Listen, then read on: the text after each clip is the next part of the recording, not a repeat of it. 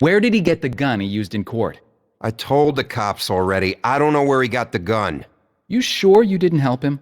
I've never seen it before. I didn't even know he had one. You sure you didn't help him get it? You are under oath, Mr. Trevino. I did not help him. Pop smuggled it in under his jacket. I don't know how he made it past security, but he did.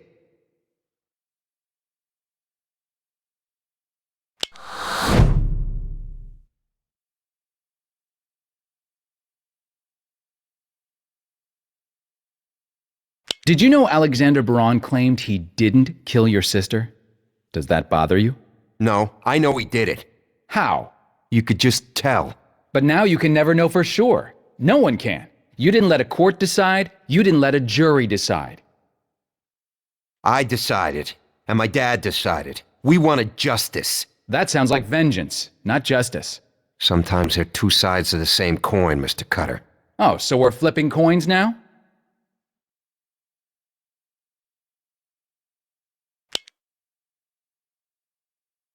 How do you and your father feel about Alexander Buron? How do we feel? Are you frickin' serious?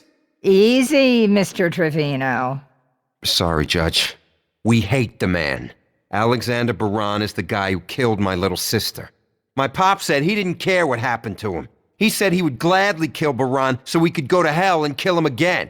He's a fat cat with an army of lawyers ready to help him weasel out of everything he does. You know this guy. Every day you read about him. Oh, he loves to do the crime, but he does not do the time. Nope, not these boys. Did you ever hear your father threaten to kill Buron? Hurt? Yes. Kill? No.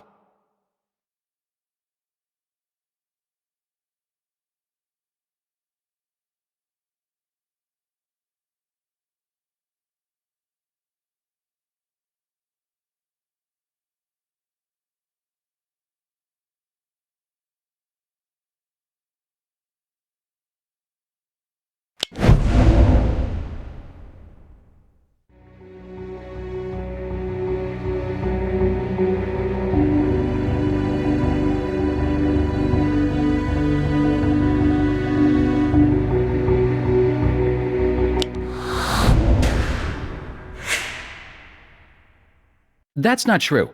You just told us your father said he'd like to, quote, kill Buron and go to hell so he could kill him again.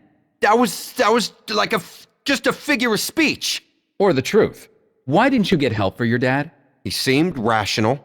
So he was in control? Enough so that you weren't worried? Yeah, I wasn't worried.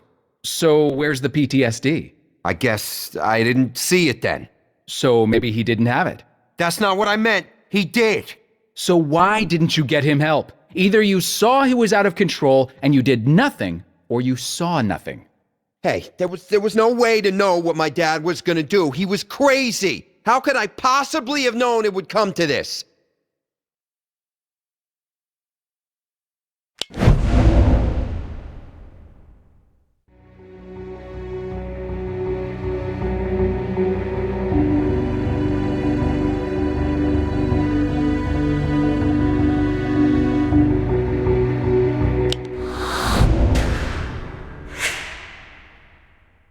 He already had a felony assault in his past, he tried to illegally buy a gun, and he told you he wanted Buron dead.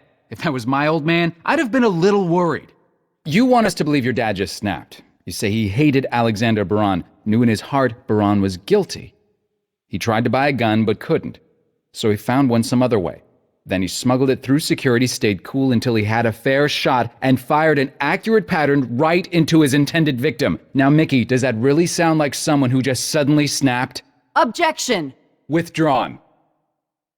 None of this would have happened if people acted right.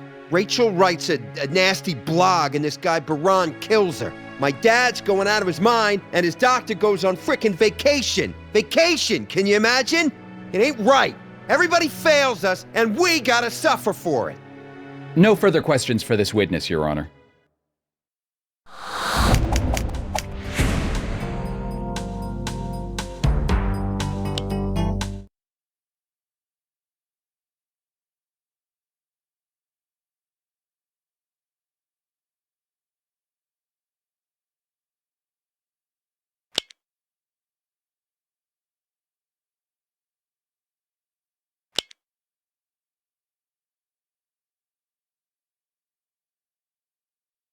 Mr. Trevino, why did you shoot Alexander Buron? He murdered my daughter. He was gonna go free. He was going to walk. Objection. The witness can't know whether Mr. Buron was guilty or whether he would have gone free because he stopped the trial dead. Sustained. Can you tell us about Alexander Buron's diplomatic immunity? Hey, I'm not a lawyer, but I know what that means. He just gets to skate. The law says he can run off to Russia. Objection. Witness stated he wasn't a lawyer. The diplomatic immunity rules are actually very complex, Your Honor. Alexander Buron's status was still under review even at the time of the trial. Sustained. Mr. Trevino, can you take us back to 1991 and your experience after the Gulf War? Yeah, I was a ranger in Iraq. I saw a lot of stuff. When I got back home, I had some trouble settling in. What kind of trouble? I was never a violent guy before, but suddenly anything could set me off. I fought all the time. I couldn't sleep. My wife divorced me. I wanted to die.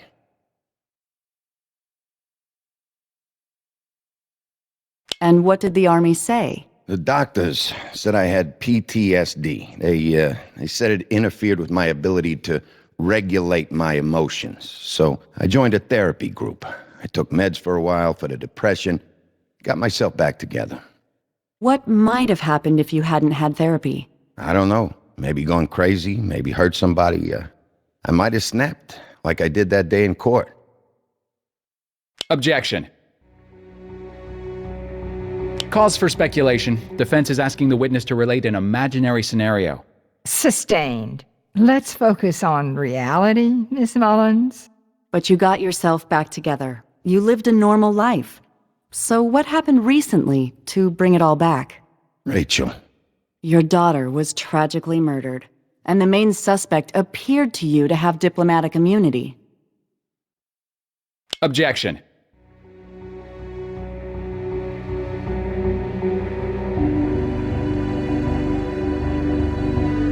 Speculation. Overruled. Defense is well within its rights to use words like suspect and appears in relation to the victim.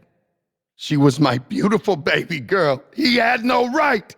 How could this happen in the 21st century in America? An innocent girl gets killed, the cops pin the blame on this scumbag, and still... He might walk away. As a man, as a father, I couldn't let that happen. She looked to me to protect her. All her life, I was a daddy, right? And I failed. And you failed. You didn't protect her when she needed it most. What use is all your legal garbage if you can't put a killer behind bars? So, as a father, it was up to me to put that wrong to right. Because no one else was gonna. Now my baby girl can rest with some kind of dignity. Thank you, Mr. Trevino. And sorry for your loss. Mr. Cutter, your witness. Defense requests a short recess, Your Honor. We wish to confer with the people about a plea deal. Well, make it quick. We're all on pins and needles.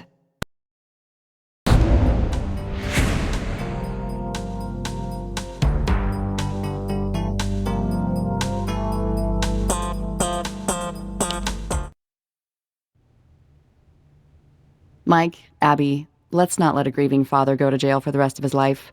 Can we talk deal? Depends. What are you offering, Christina? 1 year in county plus probation. You give us the time. He doesn't belong in jail. You're kidding, right? He's a killer. I got the bloodstains on my jacket to prove it.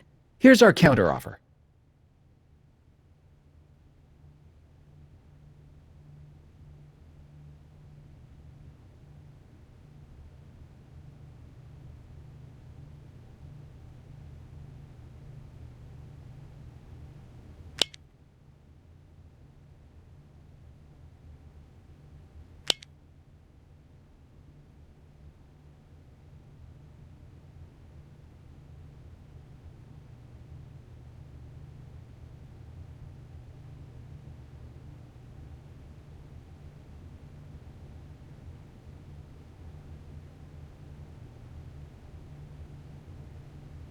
Man 1, 10 years in general population, but no parole.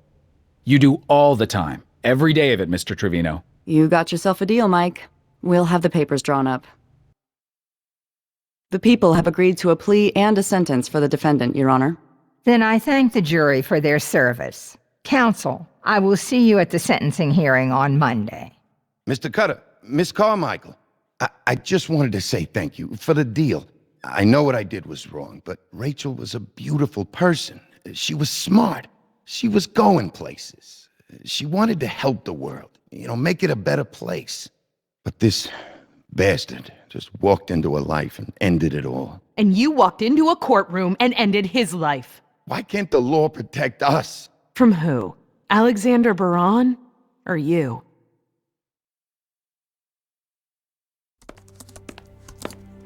Ray, thought you'd be out having a drink. Nah, I'm going through some old files on the Preppy case.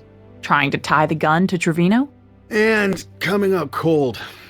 I wish Lennie was still around. He was good at this kind of thing. Well, this ought to cheer you up. Turns out, Mickey Trevino is an HVAC contractor for the city. Okay. Guess where he did a midnight repair 24 hours before the Alexander Buron trial? Superior Court. He snuck the gun into an air duct. Shall we go have a word with him?